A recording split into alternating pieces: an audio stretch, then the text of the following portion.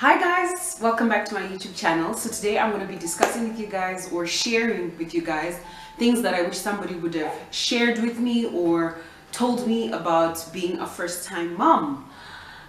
So yeah, let's get into it. Guys, I wish somebody would have told me that things are going to be so different. I mean, people tell you, oh, you know, you need to sleep when the baby is sleeping and all these things, but things they're wild. Being a first-time mom is crazy, and I think it's even worse when you're in your 30s and you've lived this life and you have been alone for so long.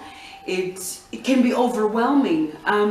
Please excuse my baby, he's in the background, he's playing. I had to just let him play and sit over there in order for me to get some time to do something for myself, something that I love.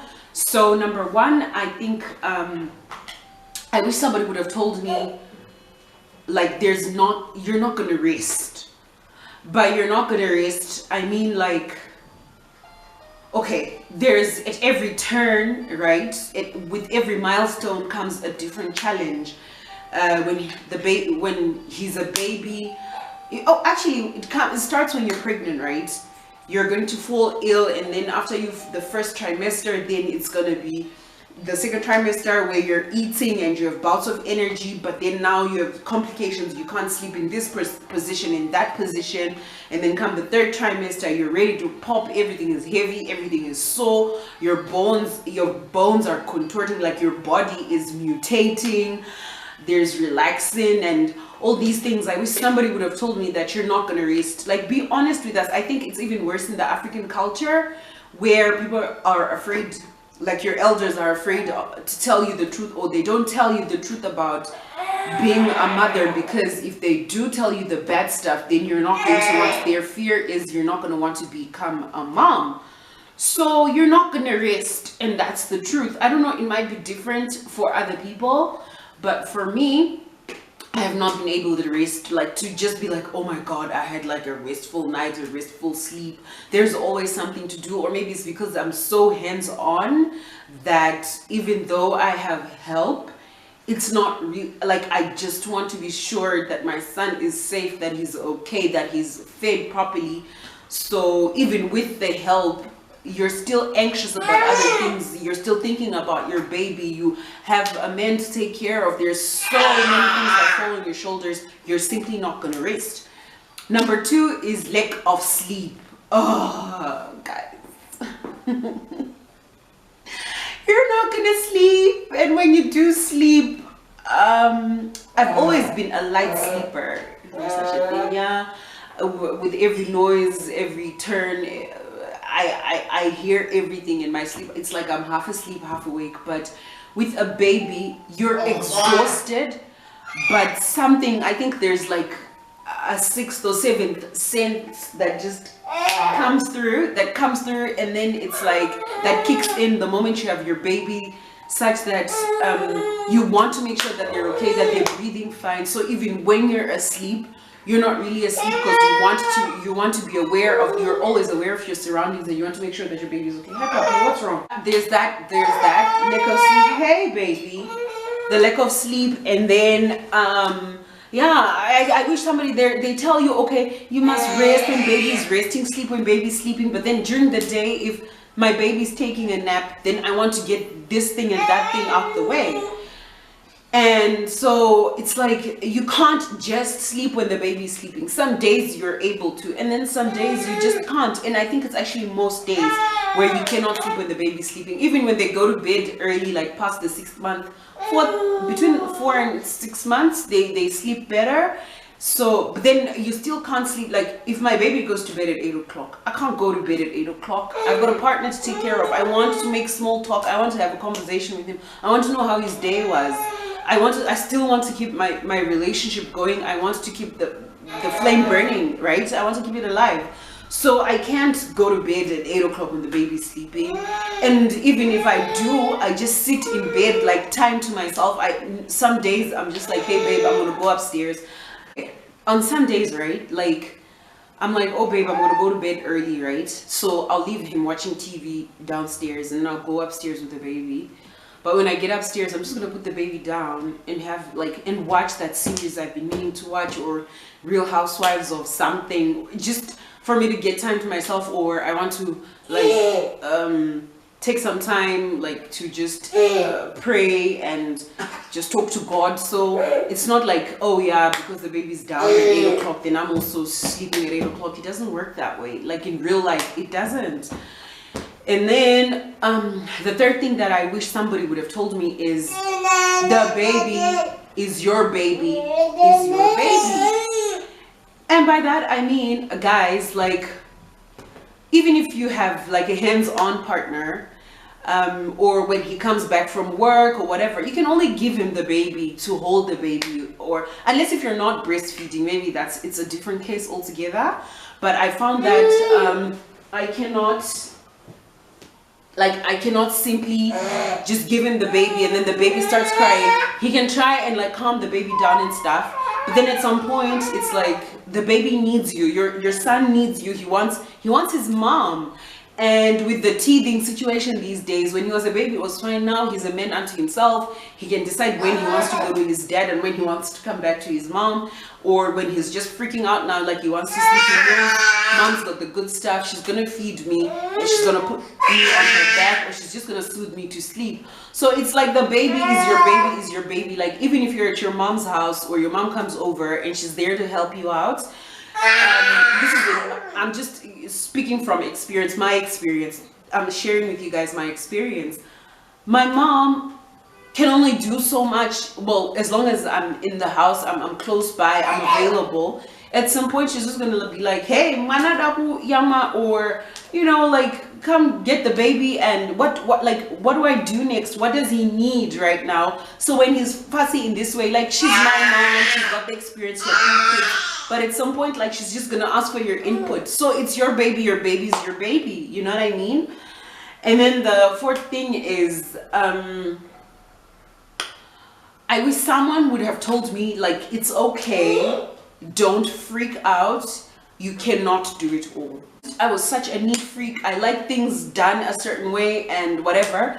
But then I've noticed that sometimes I can't even like properly like just organize my dresser.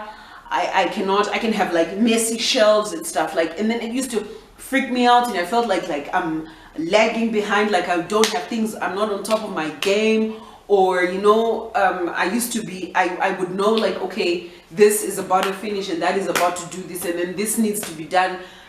I'm just, it's chaotic. Yes, I can note things down. I use my notepad, like my notes on my phone like crazy, my reminders on my calendar, but it's not enough. Sometimes you can get the reminder and then you're just not able to do it. Or on a certain day, you just wake up, the baby has been fussy or whatever, and then he finally goes down and you also just want to rest, and then there's dirty dishes. Maybe, you know, your maid is not around or you don't have help and you do everything on your own. It's okay, like right now, to record a YouTube video and your son is stressing out. Like he's just making these noises, he wants your attention. It's okay. I can record this video in 3 days and that is fine. It's okay, girl. Like you cannot do it all. It's different now. It's madness, guys. It's madness. So then the next thing is, I wish somebody would have told me that things will never be the same again. Your body, you can get it back. You can lose the weight. But so I was saying that things will never be the same again. Your body's gonna change. Your thoughts are gonna change. Your focus, the things that you're focused on, your focus is gonna change. Your priorities are gonna change. Things are simply never gonna be the same again. Like nobody tells you that your household is never gonna be the same. Your relationship is not gonna be the same. Your sex life is never gonna be the same. There's so many changes that come with motherhood you wouldn't even believe, and nobody tells you that. And when you be happy that you've got a child, at least this, you should be grateful. Like you're grateful, being grateful and failing to handle the situation or feeling overwhelmed, you know, there shouldn't be any shame in that. Like it's okay.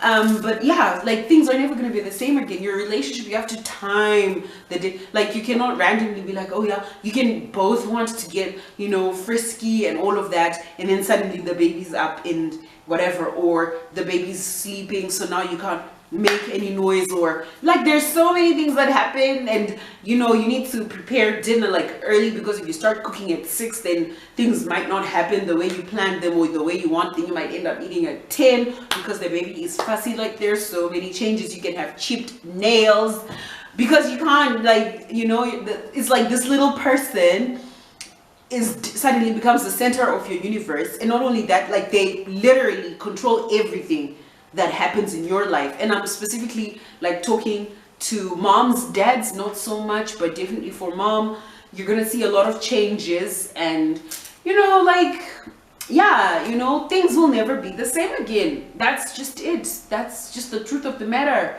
you know. And like I was saying, like your body is gonna change. Like you might go back to your like pre-pregnancy weight, but then there's like, it's like your tummy, my tummy is almost flat now, but it's got like a little flab that then when you start talking to other women, they're like, even the friends that were encouraging you to like have a baby, you're late to the game and all of that, they suddenly tell you, oh yeah, that little flab doesn't go away, like it's gonna take a minute before that flab goes away. And you're like, why? But why didn't anybody say anything? So yeah, guys, like it's, yeah, just things will never be the same. And then the next thing is, sorry, so when I'm looking down, like I made some notes, so yeah, there's no such thing as routine. Like I said, you know, I watched a lot of YouTube videos before I had baby, and I thought I was prepared, and then everybody talks about, oh, a routine. This, guys, to anyone watching this video who's about to become a mom, a first-time mom in particular, there's nothing called routine. You can try your hardest and whatever, but no. I downloaded that app that records like your baby, when did they poop, when did they eat, how long are they sleeping, and it started to stress me out because my baby was not on schedule. You know, he suffered from reflux, so he would sleep like for an hour and a half. He's up, he wants to feed. After feeding him, you have to burp him and pace up and down to make sure that he's properly burped. And even after that, then you put him down and he's uncomfortable, he can't breathe, he's choking, there's so many things that are happening. And then you're just, it's not like, you can't, there's no routine, okay? And then you try sleep training. I tried it. He cried so hard, bawling his eyes out, that even his dad was like, listen, why are you doing this? Why are you doing this? Why are you doing this to yourself and to the baby? Like, just hold him, he needs to be held. And then, yeah, like my pediatrician said, like, it's a baby. Routine what? He said it's a baby, and babies need to be cared for, they need to be loved, they need to be hugged. There's no such thing as spoiling a baby. So if he needs you, he needs you. If he needs help, he needs help. Like right now, he's, you know, and you've got a routine down on lock. But I just told myself, like, I'm gonna just ride the wave. Whatever he wants me to do is what I'm gonna do for now, until he can understand past the age of 1. Yes, no, thank you, stop, go, the basics. And then like, I wish someone would have told me to walk, to run my own race, to run my race. You're not in competition with anyone. Whatever milestone this person's baby hits, who's the same age as your baby, is different from what your baby is like, your baby's experience and your experience, and it's gonna be different, and it's okay for it to be different, you know. And when people tell you like at 6 months, baby's supposed to be doing A, B, C, D, it might not work out that way. My baby has been teething from 4 months to now, when his tooth just popped up, and he's 8 months old. It's okay, you know. If some babies sleep throughout the night, or they wake up every 3 hours, and yours is waking up every hour and a half and sleeping like, and after that he's up for like 45 minutes before he goes back down, it's okay. Because the more you listen to this person's experience and that person's experience and that YouTuber's experience and that YouTuber's experience, you're gonna go crazy, and you're not going to enjoy your motherhood and your new life and your mom experiences. It's okay, like, just run your own race. focus on you, focus on your baby, focus on you guys' wellness. I only managed to start working out past the 4-month mark. After 6 weeks postpartum, I was still feeling some pain, and I felt like I needed to rest my body and all of that. And that's okay. Other people are back in the gym from like the 6-week mark postpartum. They're back at it. They're doing all these things, and it's okay. That's their race. Just run your own. And the next thing I wish somebody would have told me is, you are going to miss your old self. Nobody tells you that. They tell you, oh my gosh, motherhood is going to be so amazing. You're missing out. Oh, like, you know, it's every woman's calling to be a mom and all of these things. But let me tell you, you're going to miss your old self. You're going to look at yourself in the mirror and it's 6 in the evening, like 6 p.m. and you haven't showered. You have not brushed your teeth. You have just been changing diapers back to back. You have been feeding this person, and you have not slept for more than 3 hours, you know, and things need to be done. And nobody tells you that. Then you're going to look at yourself in the mirror and you're not going to recognize this person. You're going to take off your clothes and you're going to see the linea negra still there, the flab, the hang, that you can't even, like, you're going to miss your old self. You're going to want to leave the house and you're unable to leave the house because you had a baby during a pandemic. And so you need to take extra precautions and all of these things. You can't just get up and take a drive because you've got a baby. You've got to think about like car seats, diaper bag, and all these things. You know, like you can't just have like a cute handbag and just be out the door. You're going to think of like, if you want to leave your baby, is my mom available? You know, can she take care of my baby? Because that's the only person I can trust 100% to love and take care of my baby like I would. You know, there's so many things about yourself that you're going to miss. You're going to miss recording, for example, a YouTube video.